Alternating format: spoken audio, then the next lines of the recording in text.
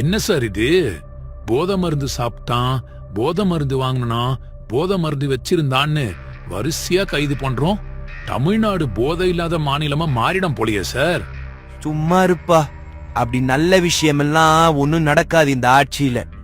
என்ன சார், பெரிய பெரிய நடிகரிலிருந்து சாதாரண ஆளு வரைக்கும் எல்லாரையும் கைது பண்ணிட்டோமே, அப்புறம் என்ன சார்? சாப்பிட்டவன், வாங்கினவன், வச்சிருந்தவன் எல்லாம் கைது பண்ணிட்டோம். ஆனா இந்த போதை பொருளை நம்ம மாநிலத்துக்கு கொண்டு வர்ற முக்கியமான ஆளை இன்னும் நம்ம கண்டுபிடிக்கலனா கண்டுபிடிக்க முடியலன்னு அர்த்தம் இல்ல, கண்டுபிடிக்க கூடாதுன்னு மேலிடத்துல இருந்து அழுத்தம். மக்கள் எல்லாம் நம்ம காவல்துறையையும் சேர்த்துதான் சார் தப்பா பேசுறாங்க. அதுக்கு என்னப்பா பண்றது? எப்ப அந்த திமுக ஆட்சி வந்தாலும் நம்ம காவல்துறைக்கு எந்த சுதந்திரமும் கொடுக்க மாட்டாங்க. திமுக என்றாலே ஊழல் என்கிற மாதிரி இப்ப திமுக என்றால் ஊழலோடு கொஞ்சம் போதையும் சேர்த்துக்க வேண்டியதுதான். திமுக எதிர்ப்பு ஈக்குவல் டு ஊழல் எதிர்ப்பு மற்றும் போதை எதிர்ப்பு.